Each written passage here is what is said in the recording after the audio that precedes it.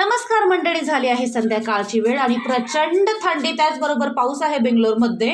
अगदी पावसाळी वातावरण अचानकपणे निर्माण झालंय. मग त्यामध्ये आहो घरात आहे, कारण संडे आहे त्यामुळे सुट्टी आहे. आणि आहो घरात असल्यावर मग आमचे स्नॅक्सची एकदम छान छान मजे चालूच असतात, कारण आहो खूप छान छान असं काही काही बनवून देत असतात, आम्हाला खायला घालतात.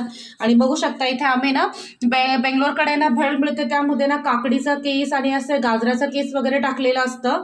आणि आपल्या असं चिंचेचं कोळ वगैरे टाकलेलं नसतं, पण असं काकडीचा केस गाजरचा केस टाकलेले भेळ मिळते. मला ती आवडते म्हणून आहोनी घरीच बनवायला घेतली आहे.